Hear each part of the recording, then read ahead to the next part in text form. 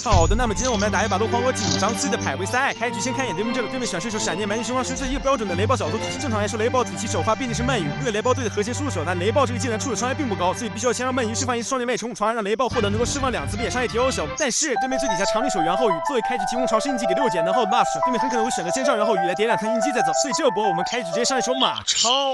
，2级马超太子，快来共决生死。五虎上将参见。我们马超被动效果是，对面现在所有技能能耗越高，我们伤害队在石头打 PVP 了，你能耗哪有低？所以说人话就是我们就是数值，所以这一波我们直接。冰钻布鲁斯这个角色，虽然在刚被开发的前几天还能够靠着舒适不低的信息差直接打对面一个臭冷不对，短短几天大家都已经熟悉了这个角色操。开局看到这个角色队友都选择防御，而以及袁后宇这个角色通常会喜爱泡沫幻影，所以如果我们直接大胆预判对面开泡沫会选择先开力量增效，而不是直接打他。而现在对面的防御手段也就是 CD， 伤害本来就很高的冰钻布鲁斯，在经过一次力量增效之后，给对面的压力已经不亚于你去打传奇铁在你碰到一个姓泰的对手，但他不是泰森而泰鲁，那么这时候几乎可以100%确定对面会卸人来联防，而对面阵容中正好有血型，又有移入费古斯，又有冰属性的抗击血石火加钢的3倍抗冰。那么第二种情况，对面会干什么呢？靠连开啊！这个时候我们直接大胆先读切出一只意义不明的神秘精灵。为什么说这只精灵意义不明呢？那就不得不提到这只精灵的雷霆特色嘛，打污染显脉伤害翻倍，但是污染显脉上不了竞技场。那这个时候就有人要问了，那主播，那你为什么还要玩这只精灵呢？那这个时候就不得不提到你火马输出的雷霆大数值了。魔动方面比同一魔动所的末尾深度高出了整整40点，而速度也是超越了音速犬啊。这个时候因为火系克机械，同时火系并没有对火系的本息，所以这一波对面要么再次切人，要么 K 盾。我们这一波直接不打，开手魔法增效。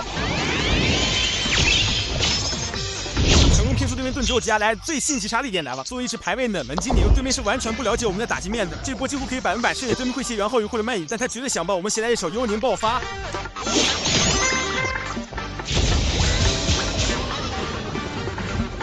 一发幽灵爆发成功把对面血型压到半血以下，因为幽灵爆发作为一个5能耗技能，一旦被对面的盾挡下是很亏的，所以这一波我们依旧预判对面开盾选择再开一波魔法增效。但是很可惜，被对面猜到了我们这一波的想法，同时因为袁后宇的特性，我们幽灵爆发的能耗被增加，我们现在无法再打出第2发幽灵爆发。这里我选择了强行技能赌对面袁后宇硬能打不死我，提醒袁后宇作为一个辅助，他的输出能力是很有限，对面也选择了让袁后宇硬吃我们这一发。这台队伍中没有幽灵属性的抗性，对面就会选择直接上独角兽，而独角兽在排位中几乎有且只有一种打法，就是通过折射这个技能，在攻击的同时不断给自己叠高额的 buff， 一旦让它叠起来，基本就是推队。但是在那之前，它的输出并不高，所以这波我们直接选择一种拥有光抗性的冰钻布鲁斯，直接重新上场。万事之中，我还将写威名，因为独角兽自身的士满比较脆，而对面这一波只开了1次折射，它的加成并不足一波把我秒掉，所以这波我们直接赌他不敢吃我们这一发冰雹，硬看他这波要切人点一手力量增消。对面这一手切鳗鱼上来，基本就可以确定是闪开双连脉冲启用雷暴了。想通过触发双连脉冲后等效威力接近200的雷暴，同时搭配上狮子高达280次5来实现一个压制点杀。但是我们就不怕，因为他一波打不死我，我们直接在压力骗出一波盾。同时因为雷暴的迸发效果只有入场首回合的时候才有效，所以这里我们直接强吃他一发雷暴，并难为一个冰雹底下送走雷枪。队员对面也是终于知道不对上一陈铁兽想随意带我们的布鲁斯。正常来说，这一波我必须得跑了。陈铁兽这技能的效果是对方身上的增益乘数越多，他的伤害就越高。而为了超出斩杀，而且叠了很多增益的输出手，陈铁兽几乎100%会携带先发制人这个技能。同时，他的陈铁兽速度是必定超越我的布鲁斯的，也就是说，即使同时使用先发制人，也是他会先手。但是你不会使用先发制人，对吧？那你。这把可是大师级，虽然只有1000多分，没有多高，但是能打上来，你肯定会知道，我会知道你会用先发制人吗？那个，而且你知道我的队伍中携带了古龙，这个时候我切古龙的话，你的先发制人打出的伤害就微乎其微，所以你会预判我切人，不使用先发制人，对吧？别这个的暴群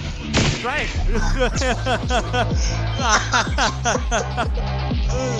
对面也是直接被我们这一波操作打得陷入沉思吧。思考这么久还是选择派上星光射吗，你家伙！但是我自己之前就是玩雷暴队的，以我对雷暴队的理解，这一波他几乎100%会选择预判我联防，直接使用过带回路，所以这一波我们直接巨能。因为现在大家基本都知道崩发效果只有上了第1回合才能失效，所以大家一般看到狮子上场都会选择直接联防或者切盾，而进阶一点的雷暴队玩家会选择上狮子之后不选择直接打，而是开过带回路把盾骗出来的同时，利用过带回路重新返场效果，使自己不仅能够接着保持一轮迸发的同时，还能使下一次攻击额外增加一次。好的，后来人可给我利用几个你的心39个票。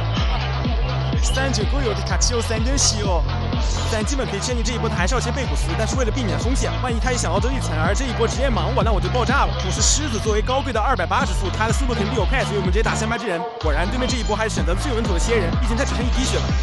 但是没事，叠了30的误攻，加上我们布鲁斯的被动，这一发先发制人打在谁身上都很痛。一发先发制人直接把贝果斯顶着抵抗打到半血下，那么接下来只需要第2发。那我真打先发制人吗？那不好意思，郑日杰给我坐下。